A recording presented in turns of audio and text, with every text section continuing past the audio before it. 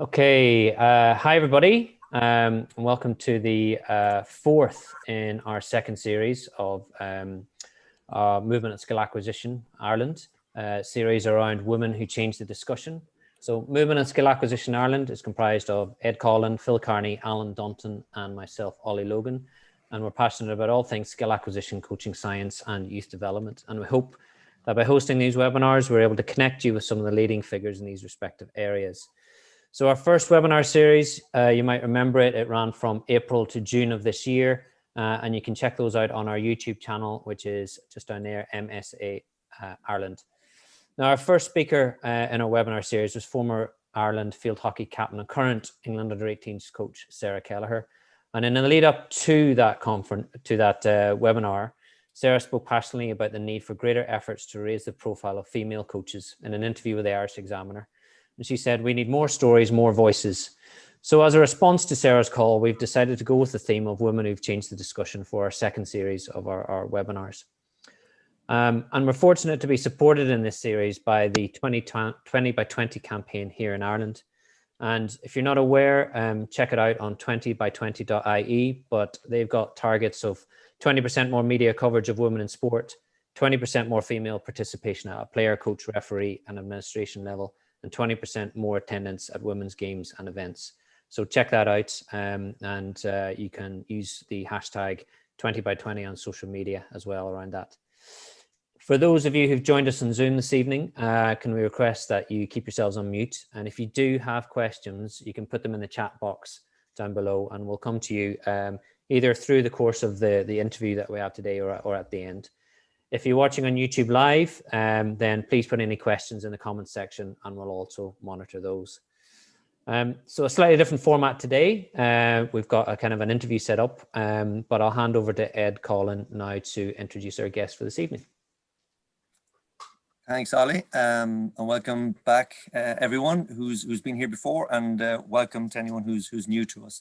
Yeah, as we've said each week, and we mean it each week, it's a huge honor for what we're actually going to undertake this evening, because we have another fantastic guest with us, and Louise Galvin is our guest this evening. As you may have seen from the advertising that we were putting out there, the promotion for this webinar, Louise is unusual in that she has managed to play at the elite level across 3 different sports: basketball, Gaelic football, and rugby in the 7s program, and also in the 15s game. And so what we're going to do tonight is I'm going to ask some questions around skills, around her experiences, so to still keep it for the area of interest within our group, but also have it from a player's perspective, because oftentimes what we think the evidence says sometimes isn't really followed, or isn't really seen by what actually happens on the ground, or how it's been interpreted or implemented by coaches or athletes alike. So yeah, welcome, Louise, and thank you so much for giving us this next hour of your time. And yeah, hi. Hi Ed, thanks a million to you and all the gang for inviting me along. Looking forward to it as well. Yes, if we can, we'll kick straight off into it. So rather than me talking about you, could you give us a little 60-second whirlwind idea about your background that led to your, let's say, up until recently, where you retired as a 7s rugby player for Ireland? Yeah, so I'm from Kerry, so grew up in a real GA mad house. But there was no local girls team, so I would have played football with the boys. Now there was a strong basketball culture around, but there still is around Kerry, thankfully. So I would have played a bit of that in primary school and on to secondary school, where it was the main sport. So my main development sport all through my teenage years was most definitely basketball, because I stopped playing football at 14 when you're not allowed to play with the boys anymore. Went to college, always wanted to take up playing football in UL, the particularly strong team, but I was afraid. So I didn't. I just stuck with basketball because I was decent at it. I was on UL college, National League teams and international teams. And then when I was 21, they set up a club football team at home. So I said, okay, summer sport, pick it up again. at 22, I was back on the Kerry senior squad, having not played since 14. And then in my mid-20s, I was playing a bit of tag rugby socially in Limerick, as many people do, particularly enjoying it. This is around 2013, 14, when the Irish women's team were doing very well in 15s in rugby. They just beaten New Zealand in the Rugby World Cup over in Marcoussis in France.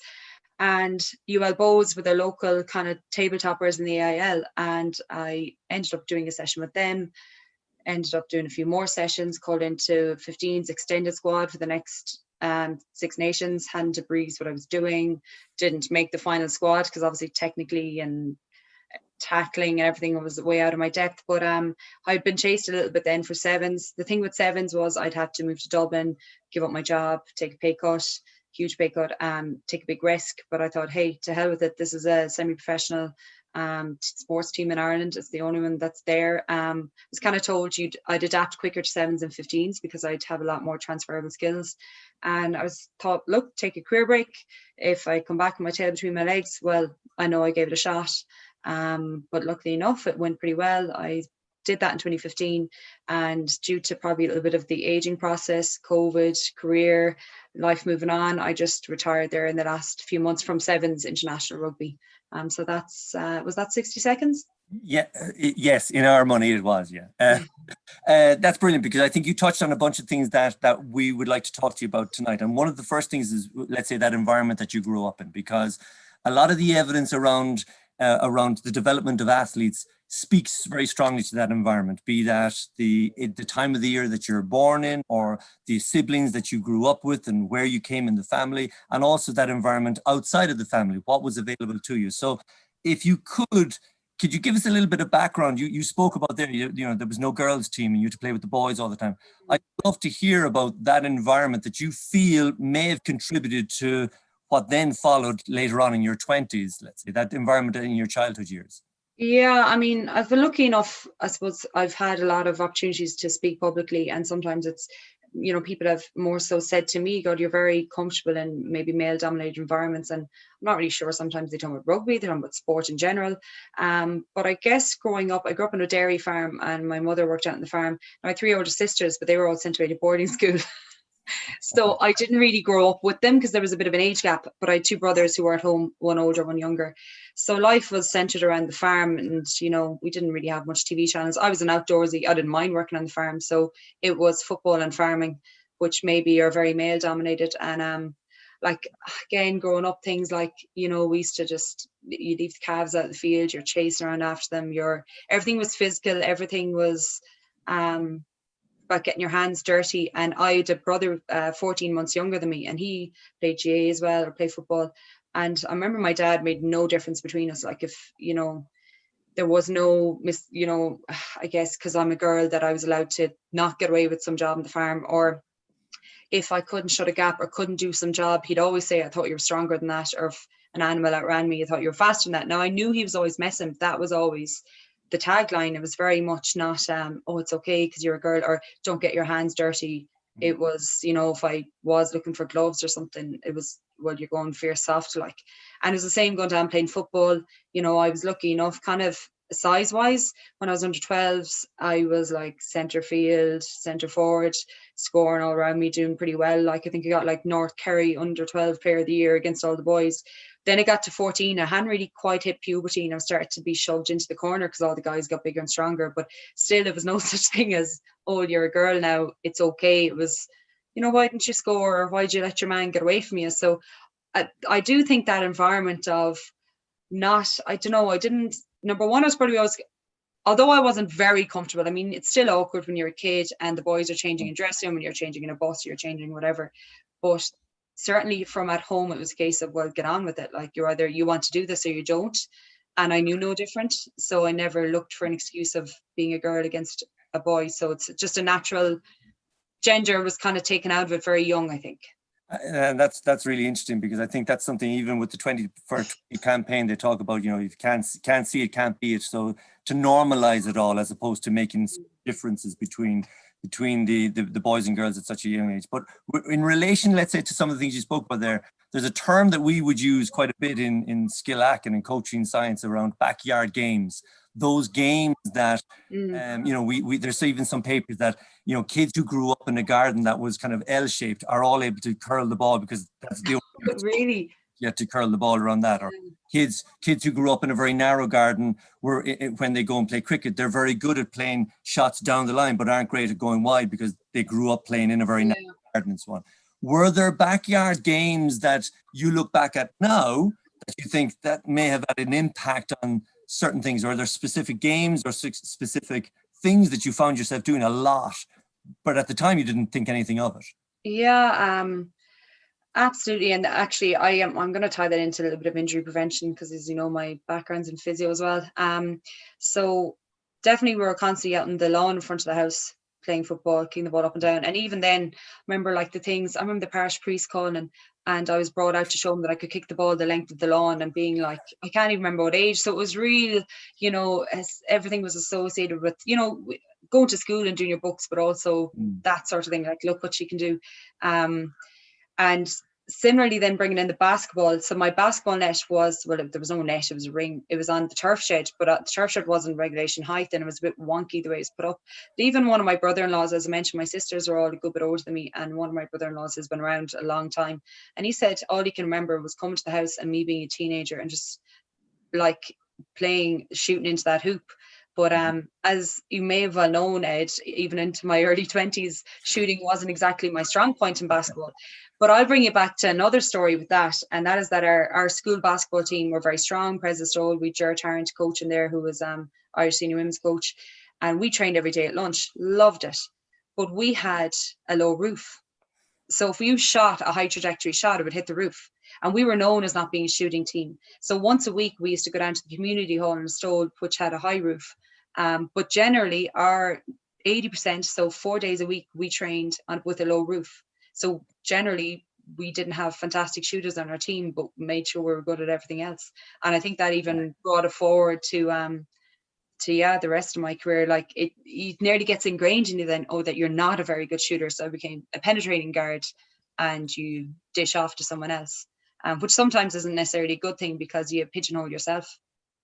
Yeah, absolutely. And I think with that in mind, even from what you're saying there, have you found I know when with working with athletes and you now traveling the world with athletes, do you find that there is a similar story amongst your fellow players, that when you're kind of in an airport or you're waiting in a hotel and so on and so forth, when you just got chatting about your childhood and stuff, do you feel, just anecdotally, that there is that similar story of these experiences when you're young that have a significant impact on shaping you later on?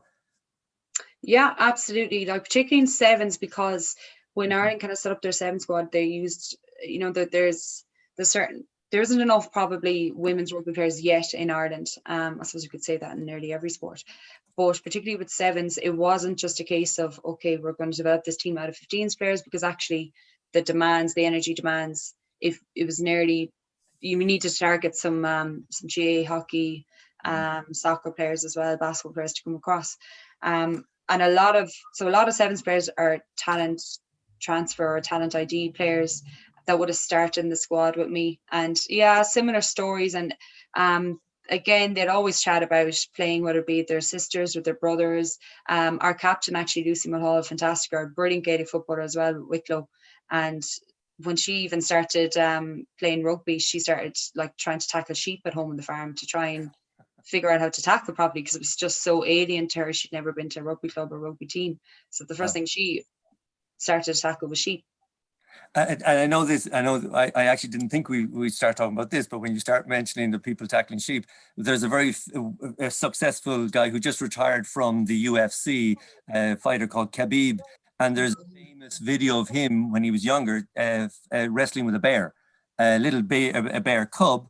But it's put out there that this was the kind of environment that he grew up in. And well, actually, sorry, I know I'm coming across, but the physio one I was going to mention was I remember doing my FYP, my final year thesis on recurrent ankle sprain in basketball players. And my lecturer said to me, have you ever had an ankle sprain? And I said, no, never. And she was like, never in all the years that you've played basketball. But all I remember younger is running around in fields with holes in it, and my ankle would go and come back and go and come back, and the holes are from the animals, like, but you're blocking something, you're moving something. So I just think I built up such strength and proprioception in my ankles that I've never in my life, touch wood, in all those sports, I've never once sprained an ankle. Wow, that's it.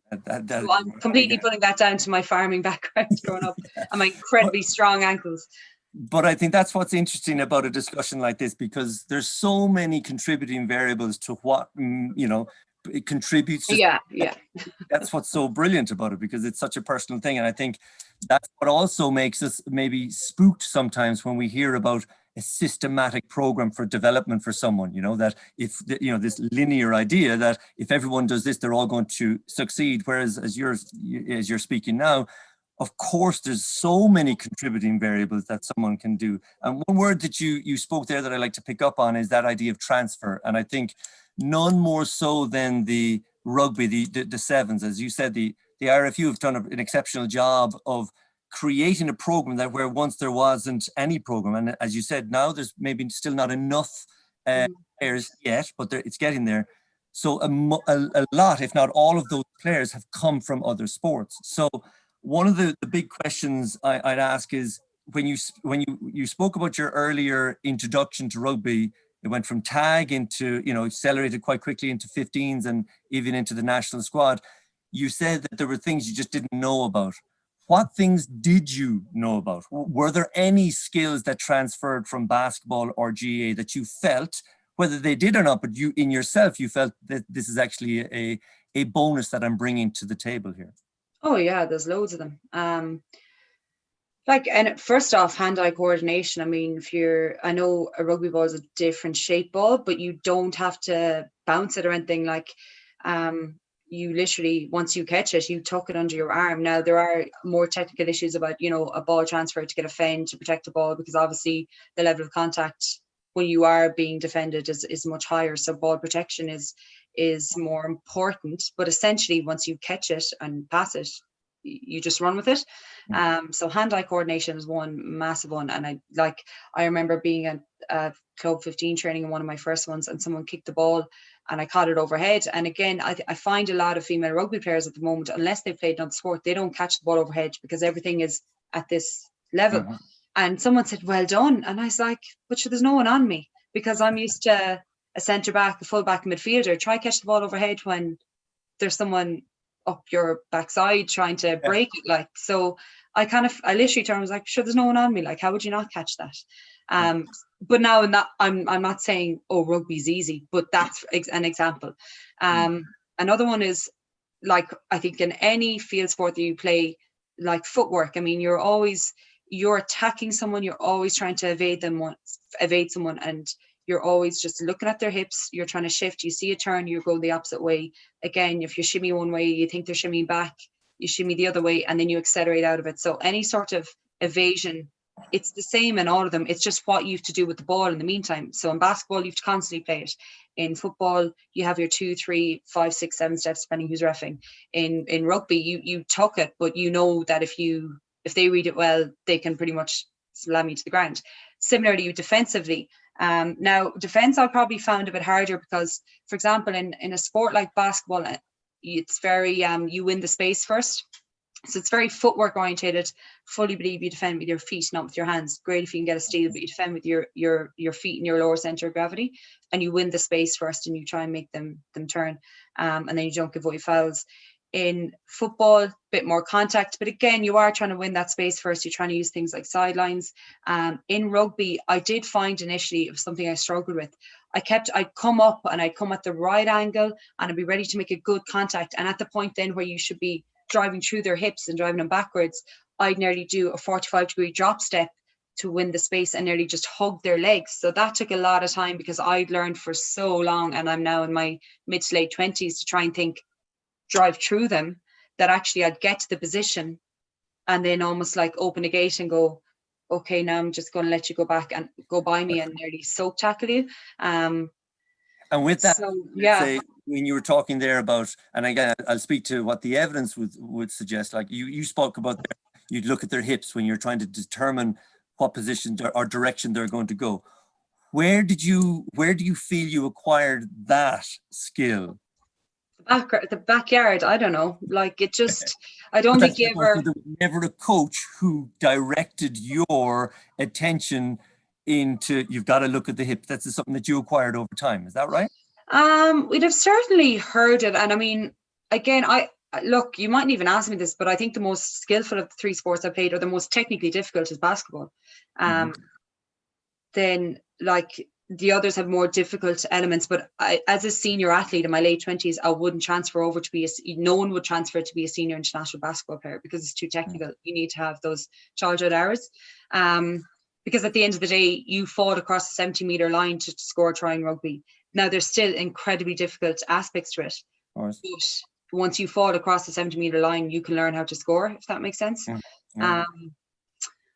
So with I don't know if anyone actually told me, look at someone's hips. Certainly, as we do, like as an adult player, and we'll do, like we do a lot of speed drills with sevens. Like as a senior player, we would hone in on these skills. And when I mean senior, I mean a senior age grade, about like whether it be in basketball, football, or rugby. Particularly, we did a lot of speed and agility drills, loads of them with rugby, because we were full time with the time to do them. They're excellent with different coaches, and we would talk about these things.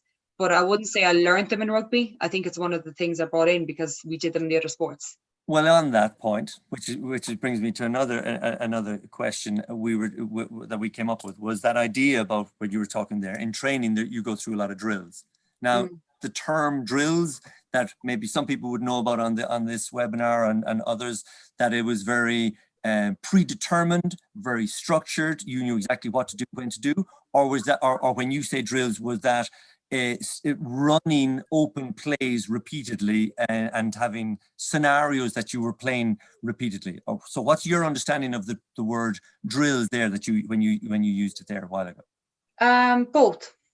Sorry, but so like, you can, if it's a skill-based drill, it's probably a lot more closed. Like and again, I think more back to basketball days. Okay, we're going to do a basic 10 layups off your right, 10 layups off your left, or a shooting drill. A shooting drill is make 10 from the base, the elbow, top of the key, around. That's a closed shooting drill, I would call it. But then you might break that eventually into, as the session progressed, into an open 3v3 drill, and you might shoot from the elbow when it's on, but it's more of an open drill. So my understanding of it, or my understanding of coaching, and my experiences, and I think I've worked quite well when I was doing it, was that, you know, you warm up, you're ready to go, and then you might start with your closed base drills. And I know this is probably the authentic way of doing things, and, you know, maybe it's not the right way because we've never challenged it, but we don't know. And then you start to progress to your open drills, and hopefully then a match at the end, because that's all we ever want to play, is a full match. Well, that's an interesting point. Well, that's an interesting point that you bring up there around that idea of starting with the warm-up and stuff. One of the questions that one of the guys threw at us threw at me to ask you, was that idea of, there's a couple of phrases that we hear a lot about, you know, at the start of a training session, let's get our eye in. And I'll be the first to say it, I'm always quite sarcastic when someone says that to me, and I know that, and they could equally say that I'm wrong to be, but I always say, well, where was your eye since where did your eye go since the last time you were here? But you would seem to think, as a player, that these rudimentary, fundamental skills that to get the system going, let's say, are very, very important. Is that, in your estimation, that those, do you believe in the idea that you need to get your eye in at the start of a session? I do, but I don't know if that's just habit. So I have a comfort level around it, because as it went on and on, I have a name. I'm always being laughed at for being particularly early for warm-ups. I'm nearly being stopped. Like, you know, the coaches are coming out, putting out cones, and they're like, have you got your 2K done? But I think a little bit of that was getting older and just getting stiffer as well, and feeling like, particularly in sevens, the amount of high-speed meters, very high-speed meters we did, I couldn't just get out and do it. Like, I could have when I was 18 and 19, and I know I could have, because I jumped from football to basketball to whatever. And I'd jump out of the car and train, whereas I wouldn't jog across the road for you now without doing like some banded walks first. I'm telling you, like, it's gone so much the other way.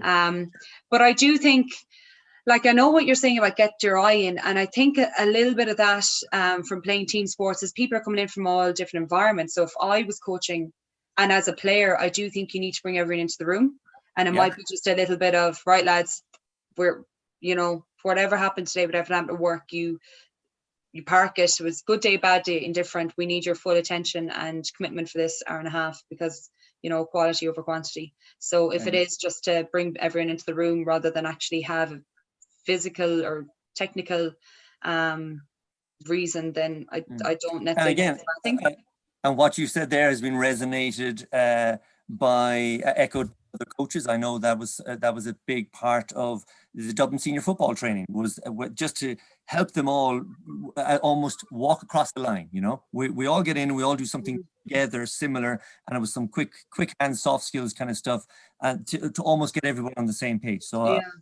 like one of the things we started doing more recently, because with sevens, I mean, we were paid to be there, was our priority over any work. So there's almost a bit of, well, you should nearly not be more ready. Still, people still had problems, not problems, life outside of it. So we actually, again, just to trial and error, we started doing as a group meditation for 5 minutes before we had headed out to pitch session. Because again, if we thought sessions maybe start slack, maybe a few too many drop balls, and we just said, let's try it. And we did it for a few months. And I think, again, it's something that you'll find will suit some people and won't suit others. But you're just trial and error. And I think throughout, you know, it's like the more we know, the less we know. And I know as I come to the end of my career, the more I know, the less I know as well. So I have no problem at my age being like, yeah, I'll try meditation before I go out to session. Why not? Like, but invariably you fall back into the old routine habits, like for me, which is getting out as early as possible, getting moving, making sure my body feels physically good before a session starts. And once I know I've done my warm-ups, then like usually I'm a pretty intense person anyway, so I don't have to worry as much about drop balls.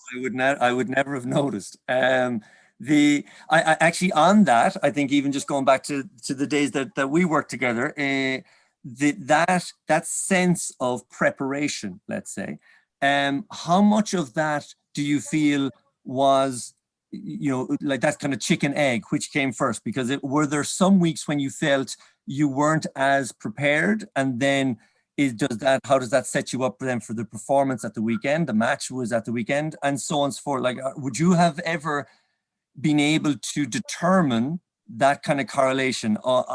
When I do this, I play well, as opposed to, there must have been some weeks over all those years, all those sports, where preparation didn't go as well, but you can't then decide, well, I'm not going to play well because my preparation wasn't well. Yeah, definitely. Particularly in my younger years, probably at times when I was trying to juggle, maybe if I was mid-season playing National League with Kerry and coming near the end of the basketball season with Huskies, it was probably a bit of fatigue and wanting to do everything, being selfish about it, because I fully believe athletes are very selfish people, and I put myself in that bracket 100%. But yeah, so a little bit of maybe not prepping, and then trying to have a social life with it. So like, I remember there being a stage where I used to complain about having to maybe play football and basketball at the one time. And then someone was like, but do you not enjoy it? And I nearly was saying what people were saying to me, but I didn't believe it. So, you know, I have loads of friends that don't play sport that much. And they would say, oh God, or even my mom might say, God, you training again tonight, you must be wrecked. But I wasn't. But I nearly started to believe it around that kind of, didn't have the maturity level. And then I got to the point, and then I might start to cut corners, being like, you know what, I'm putting in time here, I'm putting in time there. I can afford to cut a few corners, just stay up late. So I definitely did find there were a few times, or where again, I might underestimate the time. Like, I need to get there and rush and be a bit late and not have my hammies warmed up. Or being a physio might be looking at someone else in the club football team, not warm up, get a tight hammy, that sort of thing, then try and basketball train a Tuesday. So it is kind of maybe learning to say no a little bit. There was also a time, I think this is when you were involved with us with basketball as well, Ed, and like our coach, James Weldon, who have massive time for, because, you know, I always say there's always question marks about women and being professional and not. And I've seen both sides of the coin, and obviously professionalism, it is about money and resources and infrastructure, but it's as much about mindset and attitude. And with that squad, we would have had a very professional mindset and attitude through James, who would have brought in the likes of yourself, who you're the first skill acquisition. I mean, we're getting a skill acquisition coach. Like, what the hell is that? Like, who is this guy? And obviously Kieran Shannon as well, like a sports psychologist. Like the first sports psychologist skill acquisition coach I had was with an amateur basketball team. And we had a very professional mindset within that squad. But I remember James asking me to do extra shooting sessions, because like I would have been a starter, but like we had a very skillful team. So at the same time, I was probably always one of the ones under pressure of losing that position, and that's something I needed to work on. And I would be saying, like, James, and we train as a team 2 nights a week. I do a gym 2 nights a week. We have a game plus or minus football, and you want me to do more. But eventually I had it out with him, and I nearly kind of I got a bit angry with him, but then I completely saw his side. It's like, but you're given 80%, but actually another 5% when would make so much more of a difference.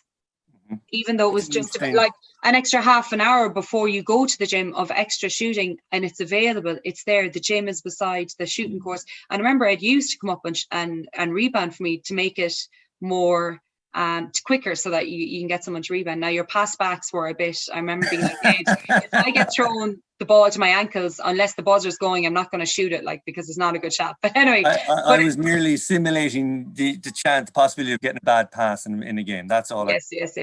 But no, what I remember afterwards thinking is I was fighting him because I felt I was putting in enough, but actually I didn't mind putting in another half an hour. It's more listening. I was more thinking, oh, but like my friends are at the cinema, but I didn't want to go to the cinema anyway. Like, so sometimes, all right, I remember times where I could have put in more, and it took me a while to get there. You've brought us lovely to that point about coaching. Were there particular kinds of coaches that you were drawn towards or away overall your time? Because there must have been a variety of different kinds of coaches, or kinds of coaching that you've experienced over all the years. Or were there ones that you were drawn towards, or were there ones that you felt this is going to be a little bit more work for me because this is a very different way approach to how I work?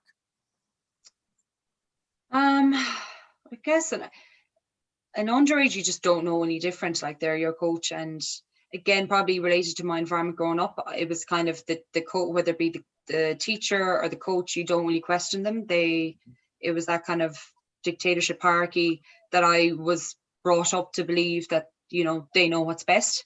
So it was always pretty, I'd ask why to know, but I wasn't like challenging. I don't think I was a challenging player from that point of view either.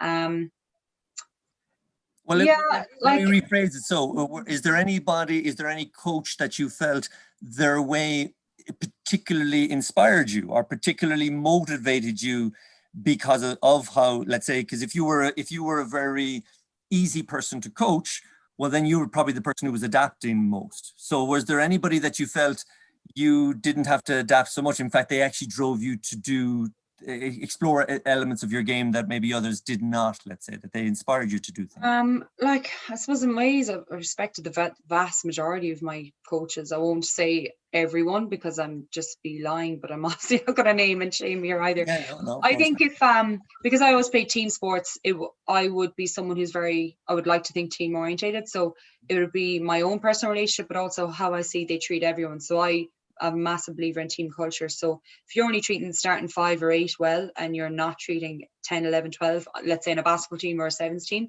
then even if I was 1, 2 or 3, I have a lack of respect probably for that coach. So I think if you want to win something, I know it's cliche, you're only as strong as your weakest link, but you actually only are, because they are the scrimmage options. They are the mood in the room. Like, everyone needs to feel involved. Everyone needs to feel that their effort and their best is appreciated.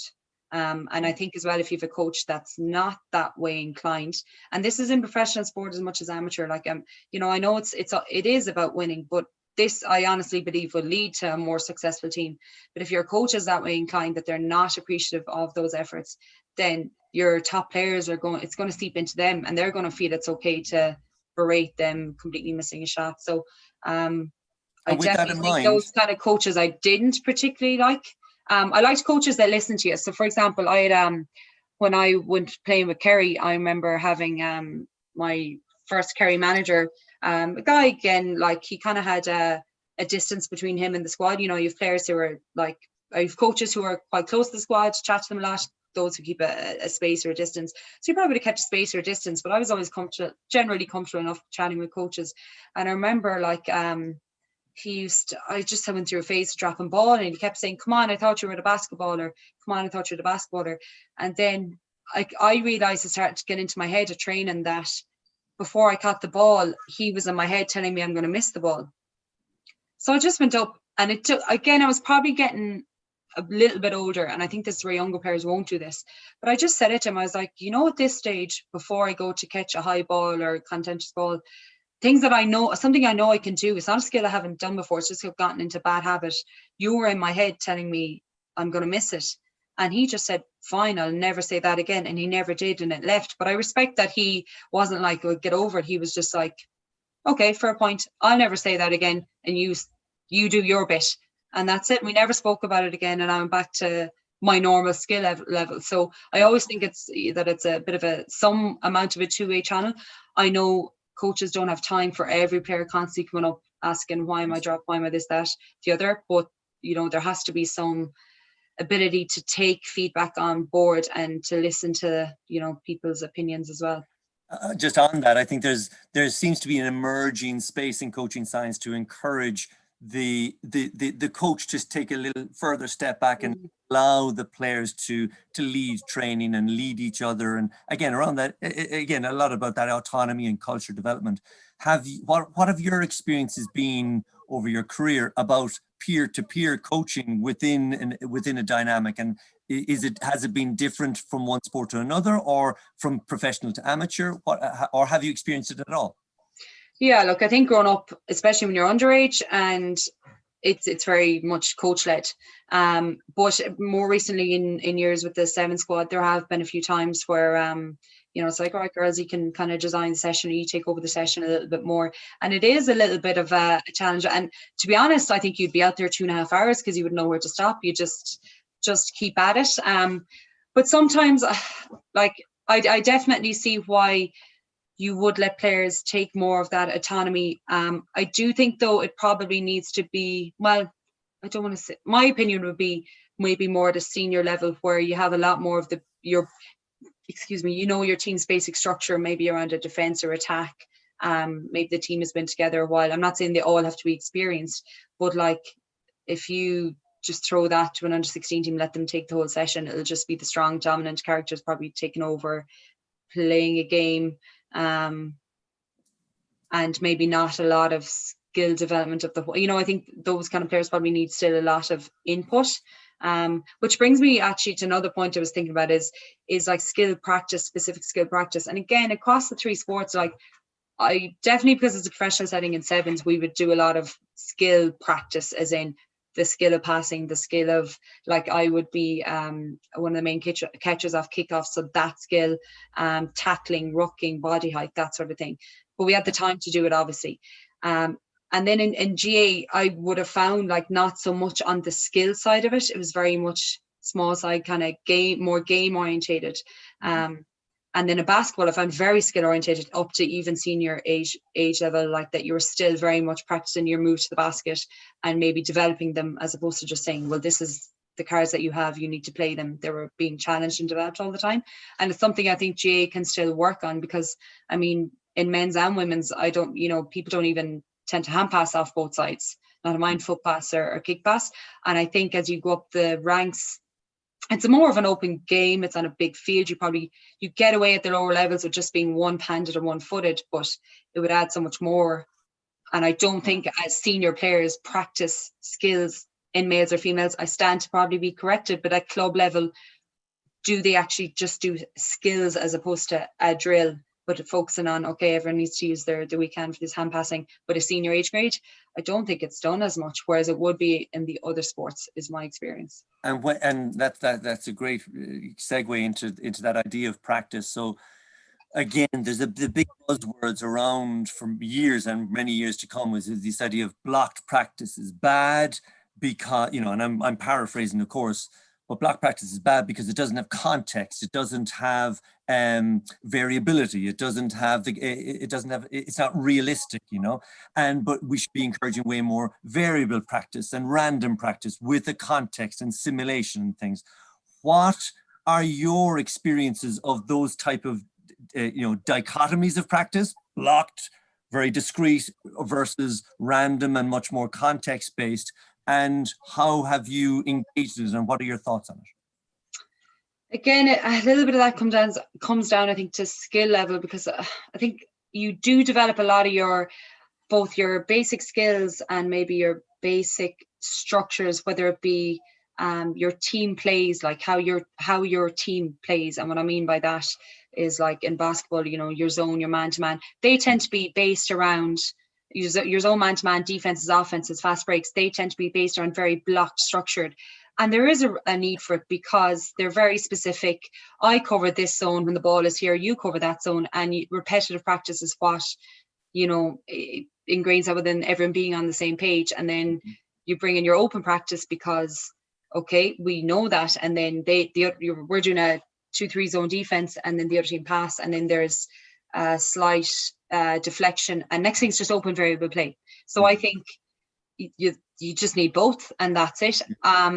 Also, when you're younger, you probably need a lot of unfortunately, because I know it might be boring for kids, but you do need a lot of just constantly soloing the ball, hand passing the ball.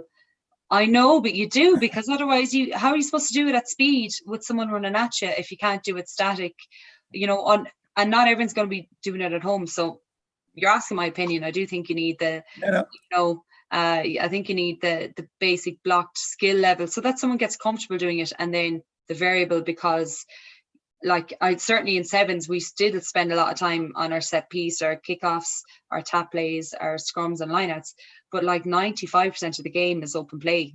They're just starters pretty much. They're just to introduce the ball into play, and they're important because they can give you momentum, whether they go well or poorly. But after that, it's, that ball is just loose, and it's just reactions and everything else that goes into it.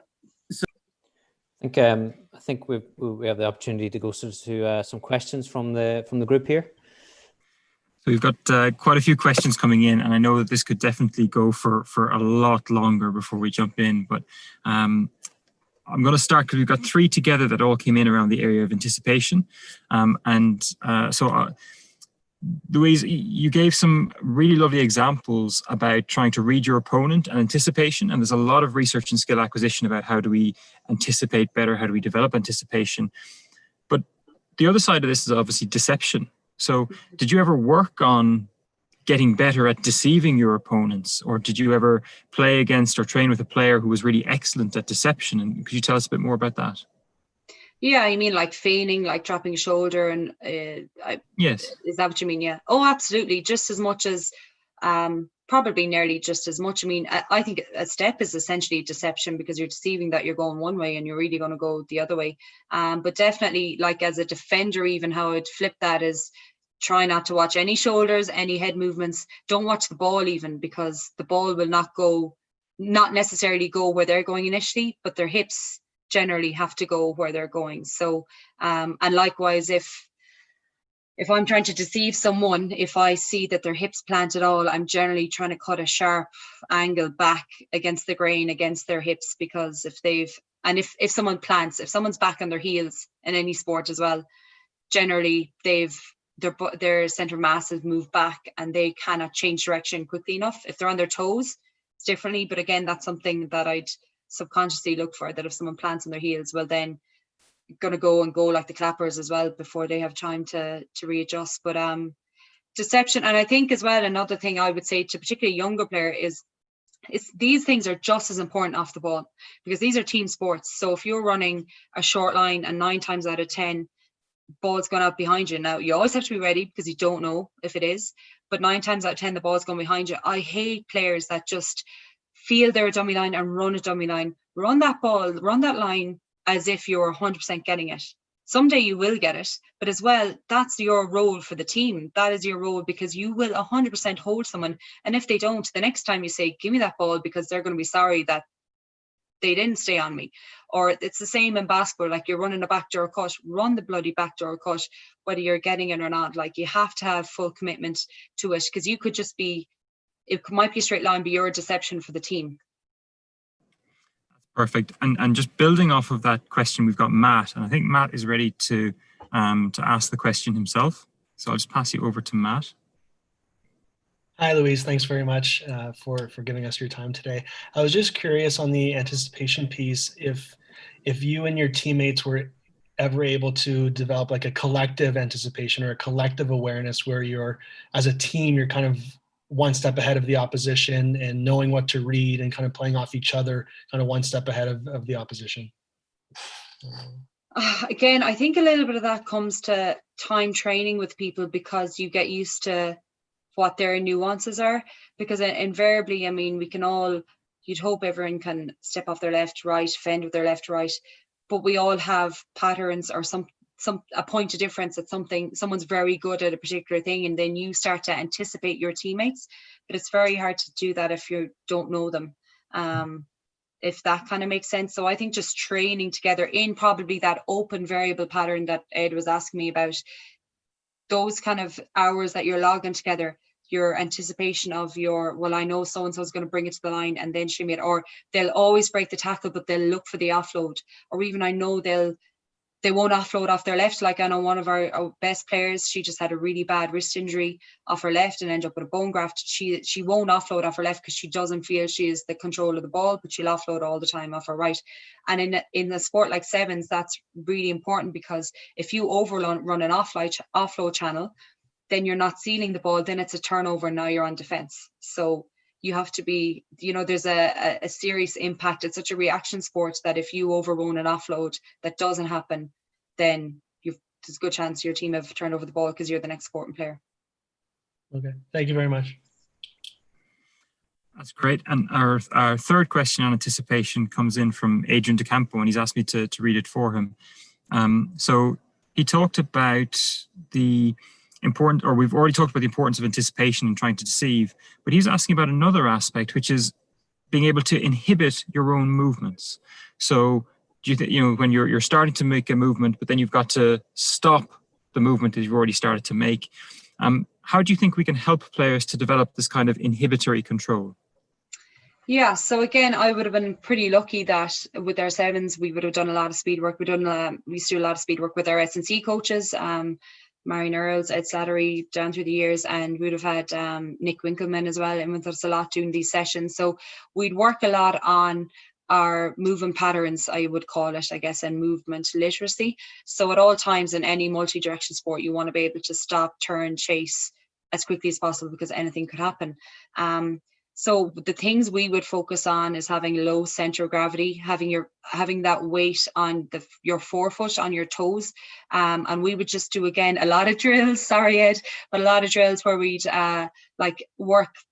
Start closed and work to open, where we'd be doing like drop steps right, drop steps left, then doing lateral movement, doing your karaoke, bringing in your high knees, because if you're doing a lateral movement and then you can do a big high knee switch over, then you can run into a straight line run, because obviously you defend in rugby in a line, so you're trying to kind of come up as a line, you're trying to go on a diagonal, move backwards.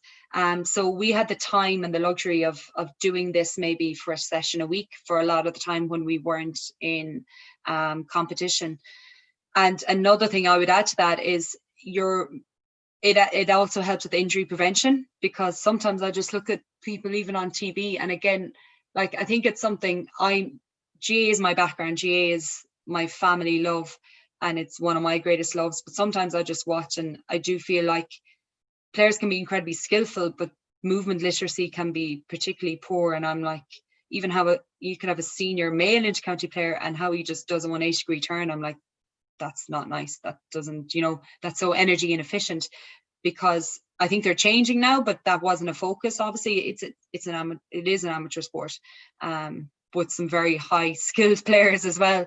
But it's something I think that they can obviously work on, because if you do any of those movements, whether they be lateral movements, stop, change direction, turn, if you do them efficiently well, you're also going to lead to injury prevention.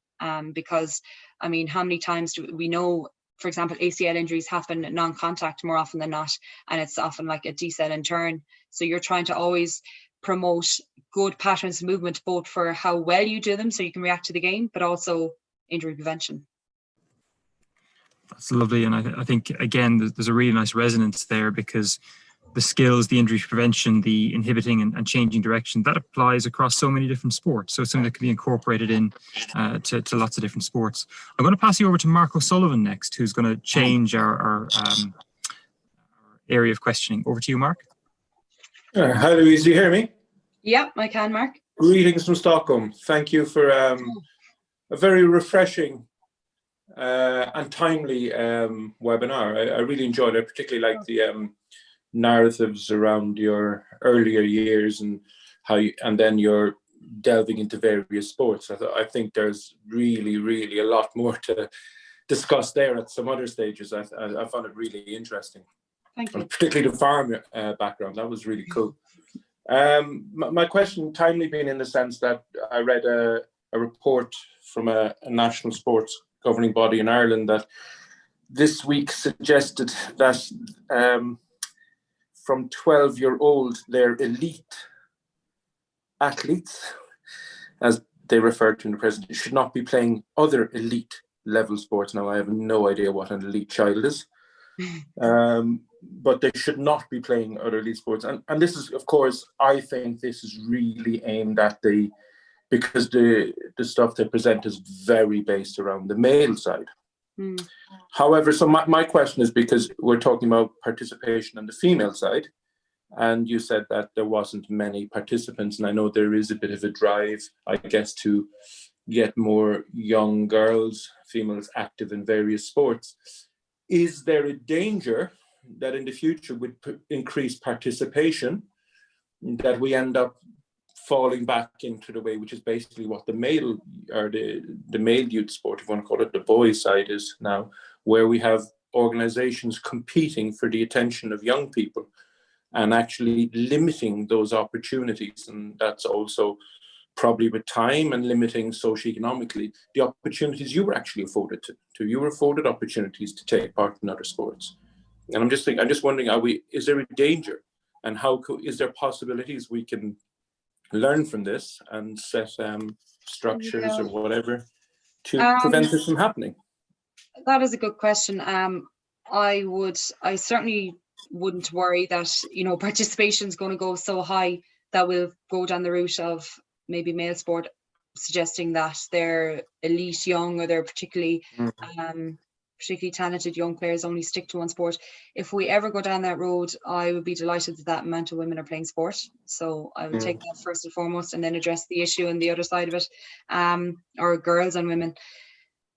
I think we still have that a little bit, even with a smaller pool, because with a smaller pool, again, you're always worried about having a smaller pool. So you have then teams not wanting to share players because they don't have a ready-made replacement, or people coming up the food chain, or coming up the line. So I think even with a smaller pool, you have that problem anyway, because I know I might be somebody who's jumping across sports, but as soon as I started playing sevens, if we sign a contract, I did not play basketball or football. I haven't gone back playing basketball. Since I finished, I've gone back playing club football up until kind of lockdown again happened. So you still have that here, where you'll have teams, they won't necessarily want players, certainly at maybe senior level. There are obviously some coaches who understand that it complements, and particularly if seasons, one's a summer, one's a winter sport. But look, if every coach wants their best players available to them all the time and wants to control all of their time, and even if you stick with one sport and you're like a 18-year-old superstar, there's a good chance you're playing with an underage team, a senior team, a college or a school team, and even in that one sport, you have three coaches who want your best all of the time and want you resting on the days the other team wants you training. But it is something that the odd time I get girls message me on social media saying, you play lots of sports, I play football, but I also play soccer, and my soccer coach wants me to give up, or my football coach, or whoever. And I'm certainly not of the idea that people should specialize at 12. In fact, the more the merrier. Like, if I had to give someone advice about what their sport their kids should do, well, number one, whatever they enjoy, and whatever's in the locality. But also, like, if I did have to have like a little bit of a structure on it, I always think, now it won't necessarily work in their hand-eye coordination, but like athletics and gymnastics, which I didn't do, but they give, like, I see now in sevens, I'm learning as an adult, A skips, A marches, lateral movement, all these things that I see people who've come through in athletics, they just seem to move so much better and have that explosiveness that I would certainly get people doing athletics, or kids. Gymnastics, because having that maximum range of mobility and flexibility and able to move through those ranges is important, being able to fall the right way, and then obviously throw balls at them all day long and make them catch them, even when they're asleep. Wouldn't the key point here is not saying that you don't specialize, but also not to prescribe sports. I mean, you weren't prescribed these sports. You must play this sport. You must play this sport. You must play this sport. No.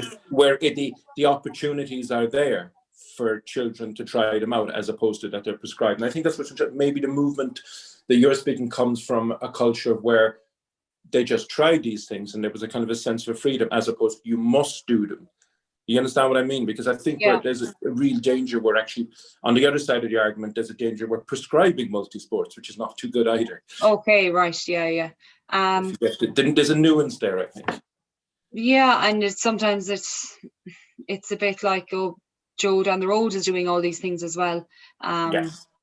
You know, and it's keeping up with the Joneses a little bit, but like, just listen to your kids, see what they want to do. And again, a big thing I'd like to say is, like, don't bring the boys to football and the girls to the park just playing the swings. They mightn't want to play sport. That's absolutely fine. Neither might the boy, but make them aware that it's available to them and that it's an option. Because I know, I mean, I not that I laugh now, but I see the likes of Paul O'Connell and Brian O'Driscoll and they're supporting the 2020 campaign. Since they've daughters, though, that's when I've men who will say it to me when I've done, speeches or anything. They're like, well, now I've a daughter, they care about this sort of thing. Or they see their daughter start to grow up and they see they don't have the same opportunities. Like, I did a talk before Peter Ganavan, the Tyrone county footballer superstar, and he said he's early kind of 12, 13-year-old son and daughter, and they both go to the Tyrone Centre of Excellence for county training, and the son gets picked up in a bus. This is obviously pre-COVID. The daughter has to make her own lift. The son gets fed after. The daughter has to pay to train there and comes home hungry. Now, I know we've GA, we've LGFA, but again, this is at an LGFA event, and he was like, this is not right. Like, this isn't fair. These are equal, but they're being, he felt like they were being treated completely unequally, which they aren't. Which they are, and we need to address these things. Yeah. Completely. Sorry, that's a tangent. Thank you for your time. Thank you very much. Fantastic range of questions. And I'm going to try and keep going so we can try and get in a couple of more if we can. I'm going to try and go over to Oisín next, Oisín O'Neill. Can you hear us, Oisín? Oh, yeah. Am I coming through all right for you? Yeah. Loud and clear. All right. Yeah, I was just, you mentioned earlier on giving autonomy to younger kids in sessions, that it is most likely just allow the strongest voices of the younger athletes to take control of the session. I was wondering, in like the environments you were in throughout your career, what were sort of the best or better environments or examples of them that sort of allowed younger players or newer players to a team, or even yourself, to find their voice and their place within the team? Yeah, you mean maybe the more peripheral members, like not the obvious strongest, biggest who kind wouldn't of be player, your 1, 2, 3, 4. Because especially, as you well know, I mean, plenty of our national superstars weren't the strongest in their squads growing up. So both for maintaining participation and to help make sure we don't have any superstars split through the cracks, we need to make sure we have as many people rowing in as much as possible. I definitely think, again, the coaching comes down to it. So the coaching style of, like I was saying earlier, making sure everyone feels involved, making sure everyone feels worthwhile and that their effort is appreciated, even if they're not the best. Now, it's important not to be overly tokenistic with this, because kids, I think, will pick up on this as well, but to notice improvements even if it's not at the same standard as your top player, because your top player might, depending on their attitude, their mindset, what they're doing, they might be reaching their peak anyway, and this person might have, like, everyone's potential is limitless, is what when I talk to young kids, I'm like, your potential is limitless. You don't know what you're going to be the very best at yet, but it's trying to give them that confidence to express themselves a bit more, and making sure like your drills that you might have to condition them a little bit to make people feel, not make them feel stronger, but to, you know, allow them to complete something. So if you're doing a shooting drill and, you know, you're under 8s, and for example, you don't have the underage baskets, maybe you have to move someone closer, even just to make the backboard, and that's fine. I mean, I know they're talking about particularly younger, but you might have to condition drills a certain amount to make people feel like they are achieving somewhat. And then as you get older, it is harder to do that because it's harder to make it less obvious. But just trying to find ways of being particularly inclusive while also driving the team. I'm sure it's much like, I'm not a teacher, but teaching a class where you're trying to keep the older ones stimulated and you're trying to bring the weaker ones up along and overall keep the whole class moving. It's a kind of a similar concept. But overall, at the end of the day, although we'd love to develop as many superstars as possible, I really think, and this is also coming from the whole idea of public health, I really think having as much boys and girls playing sport that they enjoy as much as possible and keeping them involved, that's the win, that's the goal. I mean, it's not about what the scoreline is at the end of the day. I mean, I know it's easy for me to say, and it is once you get to that international level, but they're actually, when I look back, like my school basketball days are some of the best days of my life. And yeah, we were mad out to win, but like just being part of a team is a win in itself, and keeping these people as part of a team. So I think trying to make it enjoyable, keep people involved and inclusive, even if you're only finishing mid-table, well, you can pat yourself in the back that you did a good job as a coach in that way as well. And if the top players are still enjoying it, they'll find their way to progress. And once they're still playing, hopefully they'll be found out and pushed in their own way as well, and they can continue to progress. Fantastic stuff. Thanks. Thanks for that, Louise. I'm going to come in with one or two questions that we've had in the chat here. The first one comes from Anne-Marie, who asks, did you find that a particular sport had more detailed instructions for certain skills, or were you given more time to learn through discovery and error? And also, how much autonomy in deciding the order of training were you given?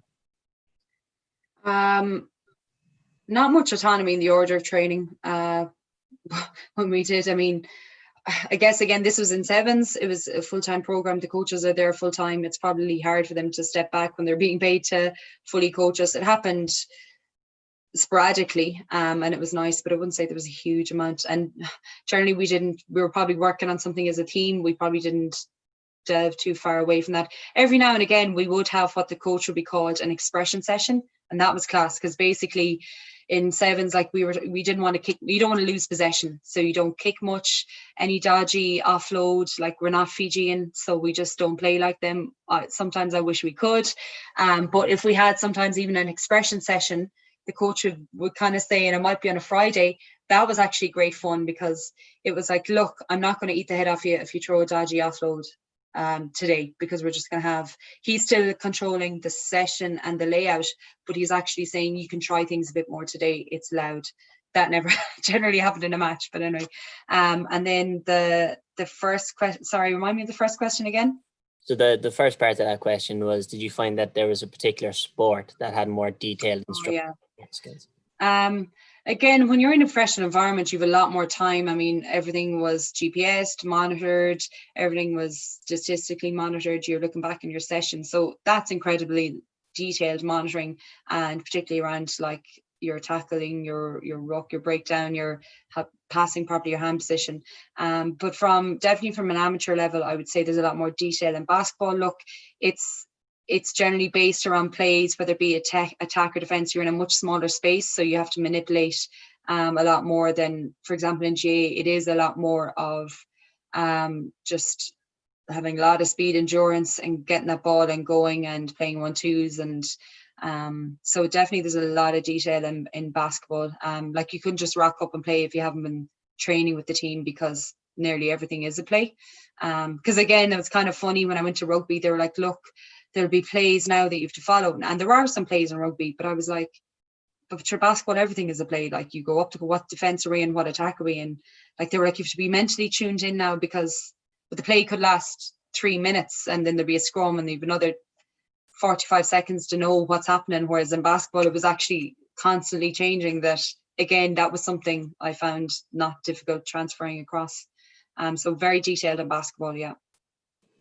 Okay, and just echoing what you said earlier about your potential being unknown at kind of 10, 12, 14 and so on and so forth, we have a question from Sam who says, considering that a prominent belief in athletic development is that your development is very much based on a linear model. So if you are not playing well by the age of X, you won't be an athlete in that sport by the age of Y. How has your appreciation of development evolved throughout your career, given the uniqueness of your personal journey? Well, the first Irish team I went for and that I was kind of geared up to go for, as in from kind of late primary school days, my goal was to make the Irish cadet basketball team, and I didn't even make the squad, as in the extended squad. And I remember the coach was from Dublin and I said he wouldn't pick country people. That was the first thing I thought in my head. And that was probably a time actually that it was the first time I really took a good hard look in the mirror. And it actually came back to, he really picked a shooting squad, and that was the weakest part of my game. Again, I mentioned like our school gym had a low roof. So I thought, right, I felt sorry for myself for a while, like I'm 15. But I remember being really embarrassed because I was kind of earmarked to make it. But I eventually got over myself and worked a lot harder on that aspect of my game. And what it did is it gave me back my strengths, because if someone's not going to shoot, you can step way back off a player. Suddenly you're taking away their ability to drive a lot more. So even just developing a bit of a shot meant I was giving myself back my penetration, if for basketball speaks, so I could drive again because they had to respect a shot all of a sudden.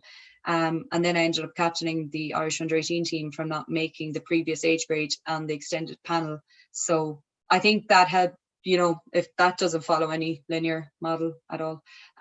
So I don't believe in that, to be honest. And I know plenty examples of people who, we've plenty of people, like even in Kerry, didn't make Kerry minor teams. And like Paul Murphy, a guy now, super footballer, he's man of the match when in All-Ireland finals for Kerry. He didn't play minor, and he's about 27 now. He still looks 17. Owen Merchant, I think another guy, didn't play minor, if I stand to be corrected. Brian Driscoll didn't make a senior cup team, it's reported. I think even Hugo Keenan at the weekend had trouble making his school team, although again, it could be corrected. I'm just talking on now. But yeah, I don't necessarily agree with that linear model at all. Yeah. Yeah, and I think it's just before we jump over to Ed for our last question, Sam kind of just finished out with saying that your journey represents an invaluable message for all, and I think it's great to see, even with the hashtags can't see, can't be, those people like yourself who can show that it's still possible to transfer or to develop across all those sports is just a fantastic example. So I think we're going to jump over to Ed for our last question, if I'm not mistaken, if Ed wants to jump in. Right. Yeah, super. Louise, and for everyone else, the engagement is absolutely brilliant. Thank you so much.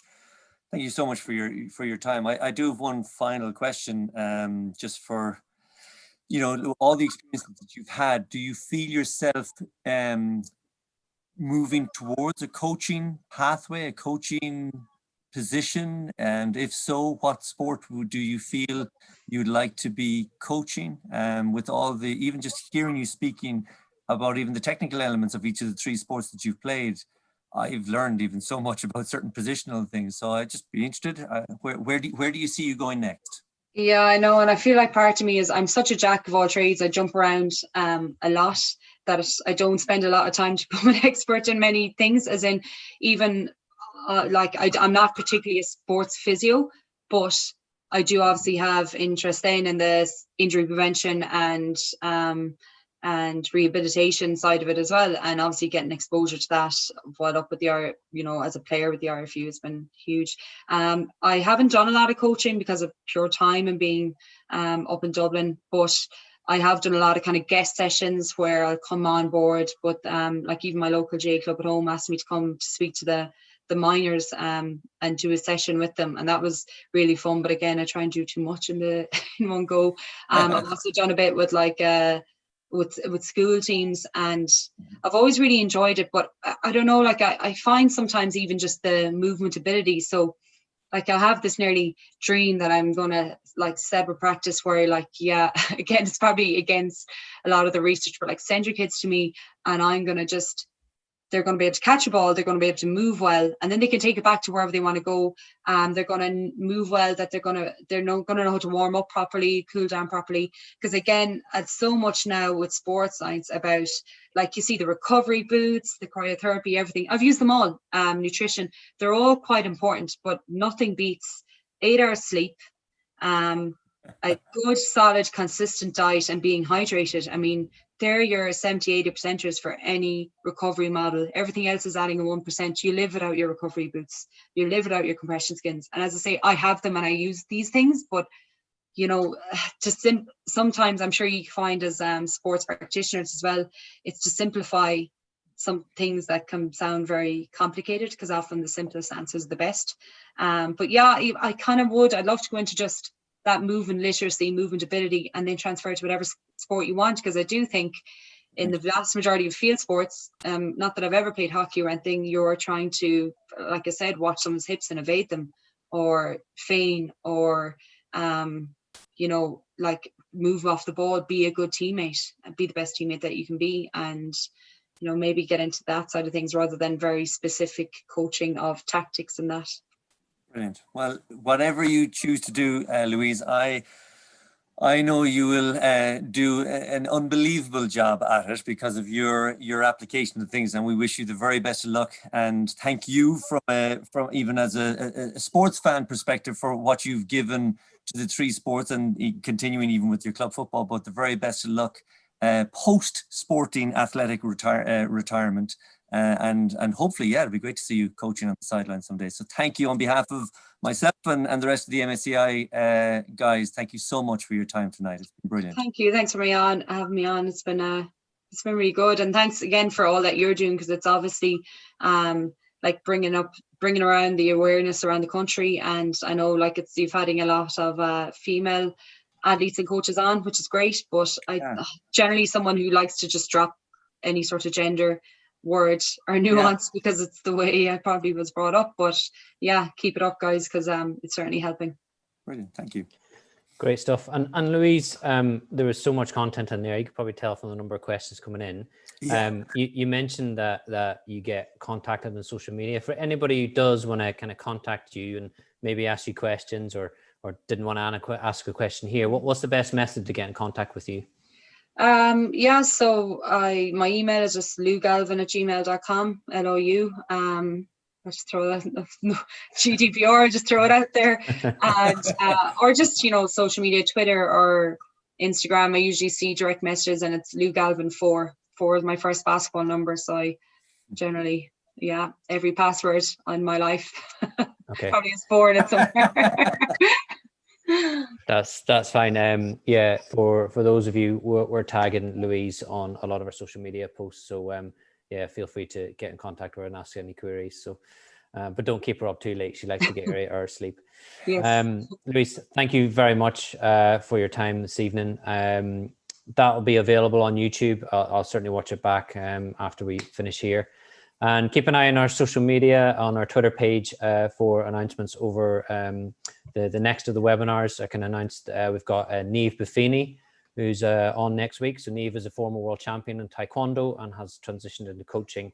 And is now working with Olympic and Paralympic athletes, creating world-class progressive environments in her quest to get athletes to the peak. So in addition to her work at international level, Niamh is also a founder of South Dublin Taekwondo Club. So again, that should be a really interesting and fascinating talk. That's it all from this evening. Again, keep an eye on Twitter for when we're doing our next webinar, and hope everybody has a great weekend.